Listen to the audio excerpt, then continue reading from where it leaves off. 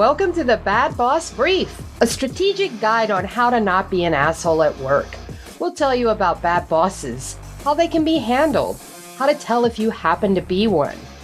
An executive and an executive coach, both artists working in advertising and marketing for more than 2 decades, are here to advise you on the ins and outs of office environments. The Bad Boss Brief is your ultimate guide to navigating any employment landscape. Without any further ado, here are your hosts, Eugene S. Robinson and Stephanie Peirolo.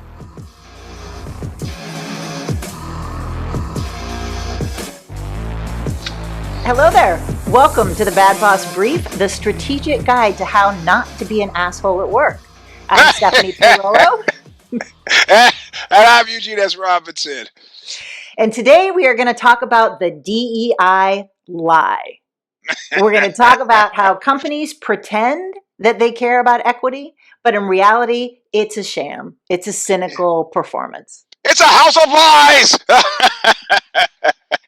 And, since I've spent so much of my career in advertising and tech, we're going to focus primarily on advertising with a little bit of looking at tech. And what happened was after George Floyd was murdered, there was a huge upsurge in DEI positions, talk about DEI, and the ad agencies in particular made a lot of noise about how they were really committed to diversity and really committed to Black Lives Matter. And in reality, there hasn't been a lot of change. If you look at the websites at the big ad agency holding companies or some of the bigger ad agencies, you'll see people of color, but they're almost invariably in an HR or a DEI position, and they're not in business leadership or creative leadership. So, and it was mind blowing. I mean, I mentioned to you before that, but I have a relationship with agencies that goes back to like people I knew at Ogilvy and Mather who were like throwing me shade in 1985, 86 when just out of college when I'm trying to get a job, and was equally qualified coming from Stanford with it's not like you have a major in commercial advertising, or an interest. I'd actually done ad sales for Stanford Daily and other publications, and still was like, yes, now run along. So it's always been a curious industry to me because it seems like it would be an incredibly democratic one, but it is totally not. And yet, well, and I think one of the things that I was thinking of as we were putting this together, and I'd like to tell the story of the time that I hired you as a freelance to work for an agency that will be unnamed in Seattle. You want to tell that story or you want me to tell it? I don't know if I can tell it without telling the name of the agency, so you might as well start it. No, it's okay. I'll do it. I think I can do it. I can exercise a rare amount of self-control. So you had thrown me some freelance work, and by all measures, things were going swimmingly. They loved the work. They loved the work enough, and correct me if I'm wrong, that at some point they said, hey, why don't we just have him come up here? He's not that far away. He's in California. It's a cheap ticket. They fly me up. I'm there in the office, and the boss, who looks eerily like Fred Flintstone, walks in, and he does it like he had stepped in, like he had opened the bathroom door and did not expect to see me there. And yeah, whatever. I'm used to people being shocked at the gloriousness of my presence. It didn't bother me. After the meeting, you later told me you said that he said. You didn't tell me he was black. And you said, well, is that a problem? And he was like, oh, no. However, never got another stitch of work from them again, which I think is mind-blowing. I could have gone to work for Fairchild, where William Shockley was an avowed racist, and that wouldn't have happened. Engineering was more democratic than that. So. Yeah, and I think what was interesting to me in watching that is this particular CEO had almost like a tick where he would call everybody dude, particularly men. So he was always sprinkling like dude. And he knew that I had hired you. I said, look, I've got a friend from Stanford who's a technical writer. I think you were working at Intel or Apple at that time. I'm like, That's what I need. He had been on conference calls with you. And it clearly had never occurred to him that a technical writer who had gone to Stanford, who was working at Apple or Intel, would be a black man. Because when you walked in, he really did like the jaw drop double take. And what was so funny is that instead of calling you dude, he started calling you man. Yeah, man. Okay, man. Okay. And I remember looking at him and thinking, do you have so little self-control over your face that you can't like stop and dissemble what your reaction is. But and that was many, many years ago, but I always think of that as kind of the touchstone, right? I always think of that as a way of understanding how, and there were no other Black creatives in that agency, right? And in most agencies since that time. And so I think what I wanted to talk about today, I thought a frame of this would be to talk about stupid white people mistakes. And I want to be clear about the context is that I am often a stupid white person. Okay, well, that's for you to say. Okay. So I'm taking it because, it was funny because we've done a few of these now, right? And it's generally, I come into my office and you and I talk about some stuff and some people listen and make some comment. It's fun for me. This one, I was nervous about because I don't want to be a stupid white person today live doing a podcast on YouTube. And so in looking at some of the American South would say, you're Italian.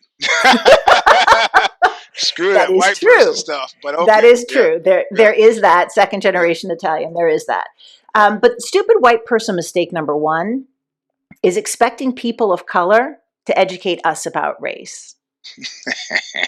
So I think I've seen this happen on a corporate level, and I've seen this happen on a personal level. On a corporate level, it's often that white leaders will turn to people in the Black ERG or employee resource group and say, do some content for Black History Month, or come in and talk about this. In other words, do work above and beyond the actual job that you get paid for in your spare time. I've heard on social media that there are a lot of people will call up Black speakers or writers and say, come in and give us your work for free, essentially, right? Yeah. We want you to talk on this panel. We want you to come and speak and educate.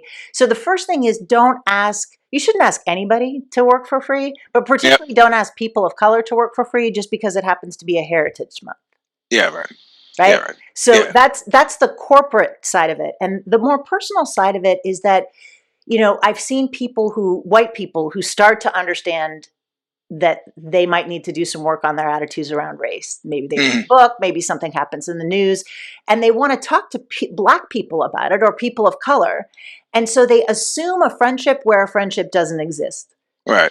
With someone who they know at the gym, or someone who, not an actual friend who's been to their house for dinner, but somebody they consider to be a friend. A tour guide. Yeah. What they want to do is exactly, they want to process. And, it's good for white people to process with other white people. There are Black ERGs. I actually heard of a nonprofit that has what they call a white caucus, which is a group of white people who get together to talk about their whiteness. Right. And I think that should happen more often. Yep. And so if you want to process that, do it with other white people. And I just want to recommend that if you want to get smarter, first of all, follow people of color on social media, but also buy books and read them. Two that I'm going to suggest. Ijeoma Olo has a book, So You Want to Talk About Race, which is fantastic. I suggest it to many of my clients.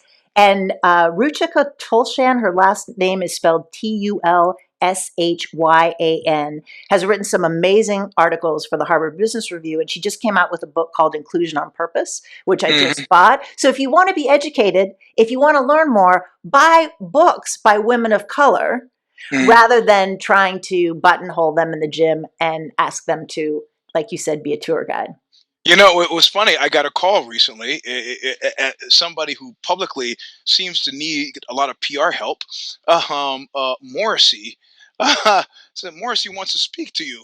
I was like, this is the founder of the Smiths and now a solo performer who's recently run afoul by saying that I guess white people just really want to hang out with other white people and other such canards. And I said, well, you want me to talk to him? Because, well, no, actually, you could just help me and talk to me.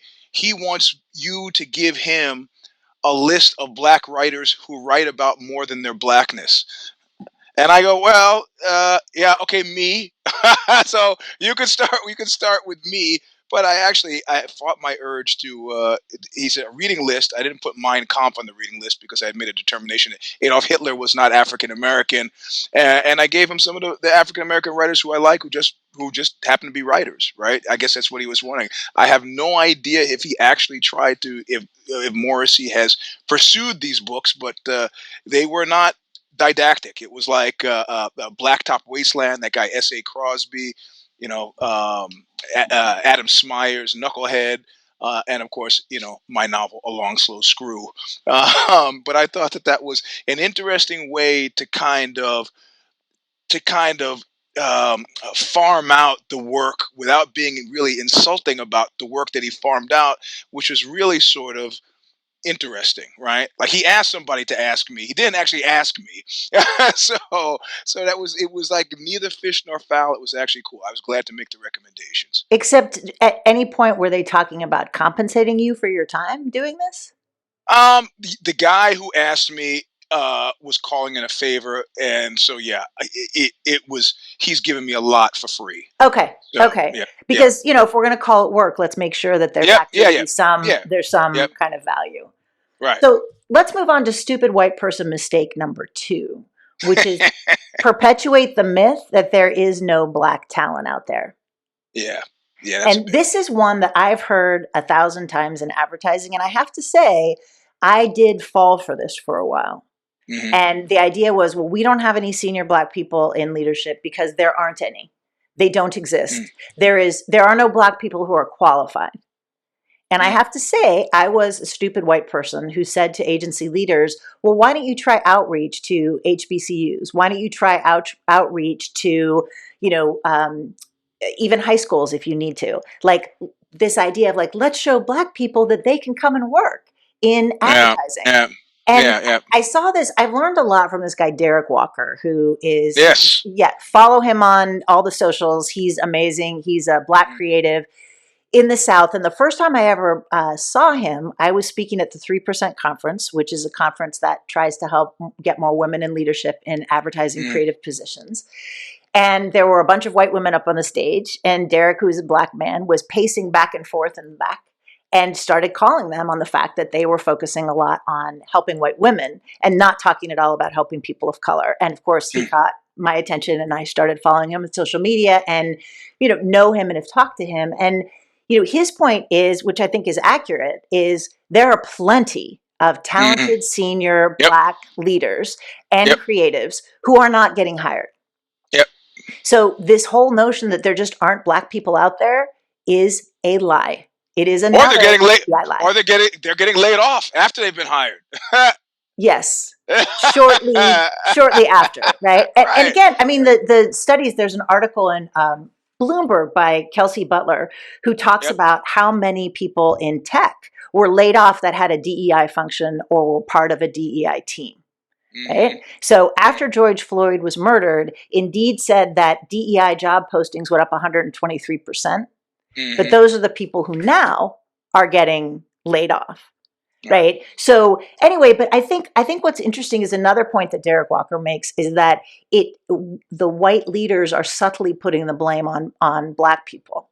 Right. Like it's your fault that we can't find you. Yeah. And and it would be one thing to me if I'm a firm believer in meritocracy, right? It would be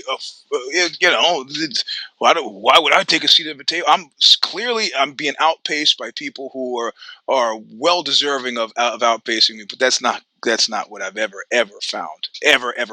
Never have I gotten into an environment where I feel like, imposter syndrome, where I feel like, man, everybody here is smarter than me. In fact, as you well know, it's probably the exact opposite. But that has more to do with my personal predilections than anything else. But the reality of it is, Derek Walker is great. We interviewed him for the Live 5 series that we started at the last agency that we were at. So I found him to be insightful and still enjoy his stuff on LinkedIn quite a lot. Well, and another thing, there's a practical thing, which is, a lot of agencies use recruiters to find talent. Tell the recruiter you will not look at anything you won't look at a resume that isn't from a person of color. Right. So, and I think the idea is I just want to have a note. Don't do that thing where you say we interviewed 3 Black people, but we ended up hiring the white guy.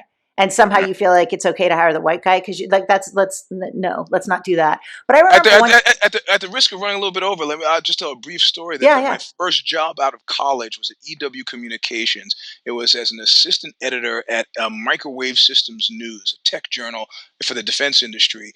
And the 2 brothers who hired me, German guys who were born in Argentina, I'm not asking questions. I had two resumes go out at that time. I had one that mentioned that I was a member of the Black Students Union and one that didn't. Just for me, for my own sake, to see what was going to happen. They zeroed in on the one that said Black Students Union. They hired me, and they later told me this story that the head of I don't know how this figures in with Axis Powers, but the head of HR, who was Japanese, had not wanted to hire a qualified black woman prior to me, and they were enraged. And so they had set about finding another qualified black candidate that could not be denied, and that character was me. And I detected that there was weirdness when I first met the HR person, who I'm quite sure is now dead, Jane Akashima, and she ended up being one of my later biggest supporters there. But that was a groundwork that laid for me being hired. That it was a philosophical point had to be made, and they chose me to make it. And keep in mind, it took me 17 months after graduating from Stanford to get a job in my field. You know. Well, and there is this notion, like I remember once I was running a small company and pretty diverse, but had no black people. And I said, okay, the next person we hire is going to be a black person. And we were looking for an accountant. And the CFO said to me quite seriously, well, I mean, I don't want to lower our standards just to be more diverse. And I was like, why do you assume that standards are going to be lowered? Yeah. And that was her, a white woman, that was her assumption. And we hired a black woman who was the best accountant I have ever seen, bar none. And, but, and I doubt that there was sort of a revision with that. Right. CFO's idea. All right. So stupid white person mistake number 3. Focus your inclusion efforts on white women and white LGBTQ plus people. So let me be really clear. I think that workplaces should be open and supportive and inclusive for everyone. And that includes queer people, that includes people with disabilities, people who are older, people who are veterans, people who practice whatever religion. That all is true. What I have seen, which is disappointing, is that I see agencies who talk about inclusion and they talk about DEI, and what they mean is white women and queer white people. And they have no blacks or Latinos in leadership outside of HR or DEI. That's a DEI lie. Yeah, that is one. and that is one. Go ahead. Yeah, and it's a weird kind of identity politics. That you spread your cards. I'm not a big poker person, so I don't really, with a royal flush or full house. It's like, okay, well, we've checked all the boxes here. We are done. So yeah. Right. And I think, we often call out bad bosses, but I wanted to call it a good one who I think is doing this really well. There's an agency in Seattle that's called DNA, and I know them well. And Alan Brown is one of the founders, and he's white. And he's gay, and he has started Come Out to Work, an industry organization to support the LGBTQ plus community and inclusion. And they have this cool new program that's called Project 47 Pledge.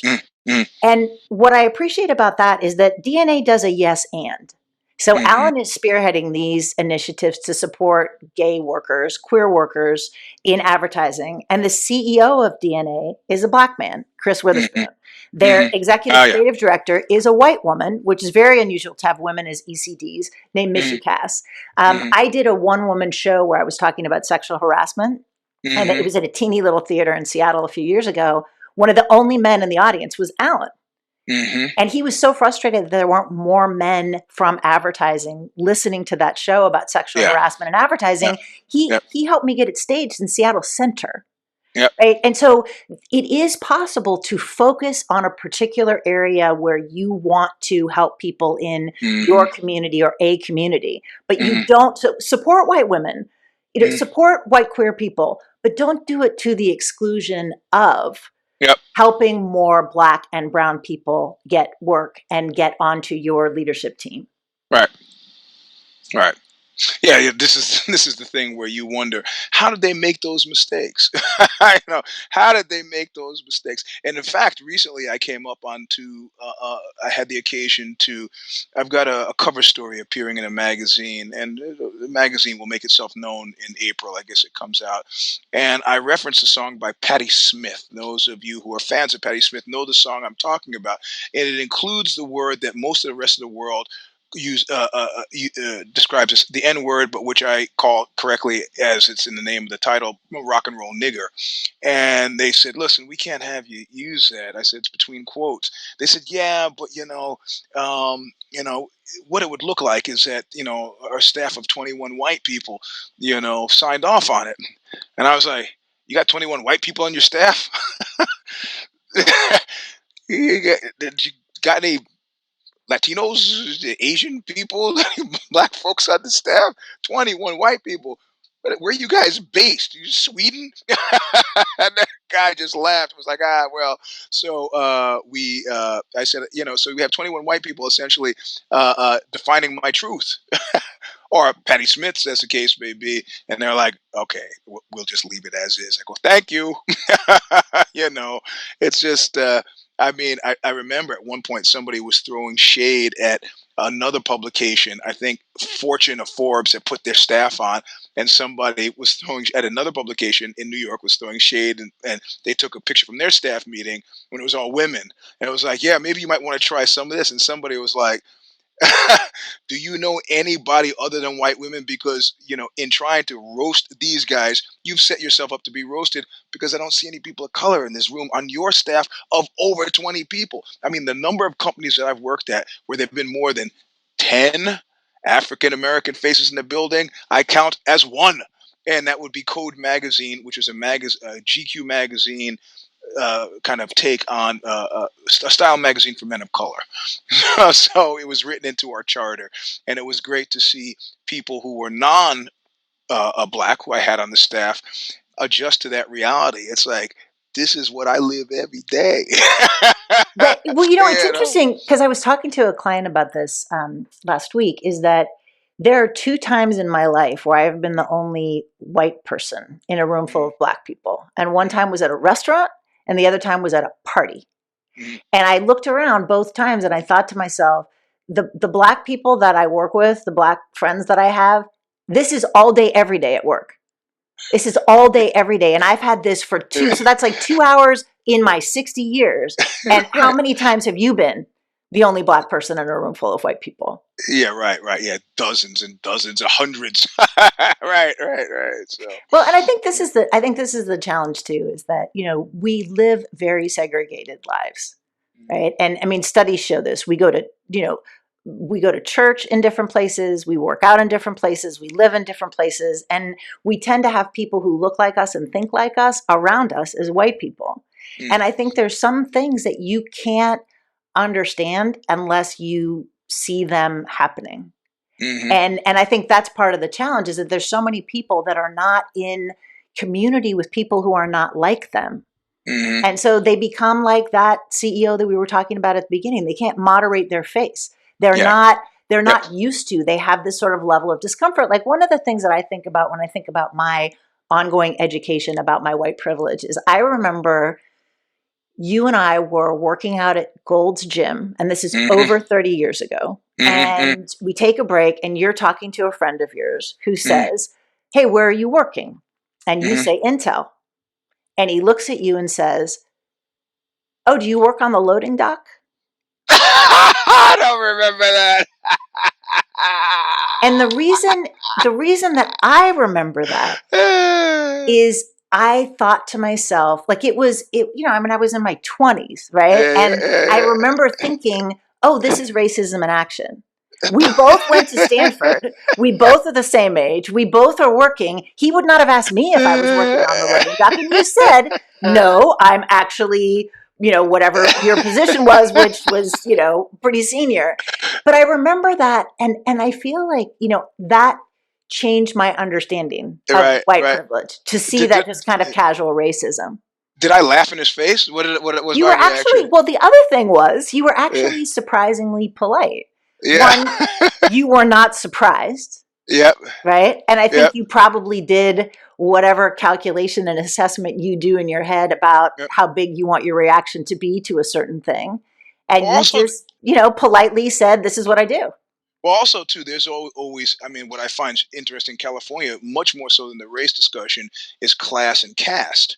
right? And if this was a blue collar guy asking me this, then then this is not he's trying to figure out tribally if we are the same tribe. You pour concrete, do you drive piles, do you hang sheetrock, do you some of those things I've actually done in any case, right? I used to be a furniture mover, so I'm always careful to be like loading dock, I said, whatever, it's loading dock. If he's an executive, then I'm like going into Les Videz's office at Intel, and Les Videz, who was one of the founders of Intel up there with Andy Grove, knew I was coming. Show up, he does a double take, and his first words were to me were like, "You like basketball?" But he's Hungarian, so I just gotta go. Nah, man, I'm into martial arts, so it's that basketball. No, thanks. It was great. Oh It was my a God. funny moment. Funny Oh moment. my God. All right. Well, Yeah. people have asked us to give specifics. So I Yep. do want to have a couple of takeaways that I hope people can think of, right? So Yep. for white people who want to be better bosses, here's some suggestions. Number one, educate yourself. Right? Mm, Talk about your process with other white people, and then try to call other white people into better awareness. There's a mm, huge fear among white people of talking about race because they're afraid they're going to get it wrong. We have to get over that fear, right? I mean, I've seen so many times where if you were standing across the room mm. and somebody wanted to describe you, they would say, the guy with the hat who's wearing the brown instead of the black man standing across the room, right? We as white people need to get more comfortable talking Yeah, about race and yeah, practice with your white friends. Number two, don't center yourself. yeah, White women in particular, there are conversations we do not need to be a part of. yeah. There are things that are not about us. Let it be.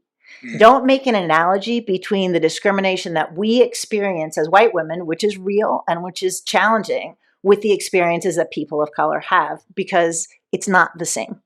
mhm. Number three, if you are in leadership, commit to specific DEI metrics, real numbers. What percentage of people that you hire will be black and brown? It's fine to prioritize additional groups, as I mentioned, but you can't talk about being a DEI success. You can't talk about being inclusive unless you have black and brown people in leadership outside of HR and DEI. And again, interviewing people of color, but hiring the white guy does not count. Mhm. All right. Any other takeaways that I should add in there? No, I got my Fire Me segment coming up, and that increasingly that this is going to be a place too where we break stuff that you don't know, that you haven't heard about, and that nobody's told you yet, but that the kind of scuttlebutt that we've gotten. And so my takeaway, the gossip I've gotten, has been that the HoloLens project at Microsoft is going to see massive layoffs this week. So, this week or next week. It's a rumor. It's not like I've got a piece of paper that says this. Like outside of members of executive members of the HoloLens team at Microsoft who have loose lips. So it's interesting that somebody who's two generations removed, say, from anything having to do with Microsoft, knows this, and yet there are probably people on the HoloLens team who don't have any idea that this is coming. So that is bad message control. That that a member here of the Fourth Estate is in possession of information that the people working on it don't have. That should not happen. So that And that so is my if you are a member of that team, please get in touch with us. We want to yeah. hear from you. You can either join us live every other Monday at 12:30 and put comments into the chat, or you can write us at WTF at Bad Boss Brief. And we heard from our friend Lord Snoodles, who wrote in and suggested that we ask each other questions. Well, I'd say to you, send us questions that you want us to answer. We heard from Bob W., who said that the world would be a better place if Don't Be an Asshole at Work caught on, which Yeah. we completely agree with. And then Anna wrote in and suggested a topic for a future show, which Uh-huh. is the passive aggressive boss, which I like. So thanks, Anna. We've put that on a list. And some other future shows are going to be the fearful boss Yep. and the addicted boss. Well, these are great because if you remember, Matt Groening did the 9 types of bosses, and that was a really great breakdown. And I laugh when you say passive aggressive boss because though I said I would never be a lousy boss when I've been a boss, I have been the passive aggressive boss. Can you finish this project by Tuesday? Well, I have, I'm moving. You know what? It's okay. I'll do it. It gets done. And somehow there's a lurking suspicion that I'm holding it against them. And I am, but at least it gets done. And that's the worst bad boss thing I've done. But I can't think even now of a way to do it better. So when we do the show, you could actually advise me on how to have been better in that moment, other than say, it's fine, I'll do it. And then go ahead and do it, All right, so we can do a little coaching on the spot for passive aggressive bosses. All right, I think that's all we've got. Again, get in touch with us at WTF@badbossbrief.com. And thanks for joining us, and we'll see you in a couple weeks. Ah! All right, bye.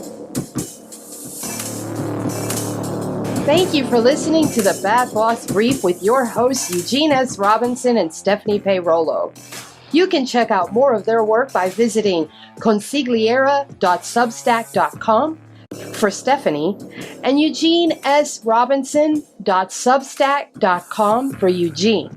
You can also find Eugene at Mr. Sleep 3, that's the number 3, on Instagram. Send us your questions or comments to WTF@badbossbrief.com, and be sure to join us right here on your favorite podcast platform for more insights every other week. Until next time, don't be an asshole at work.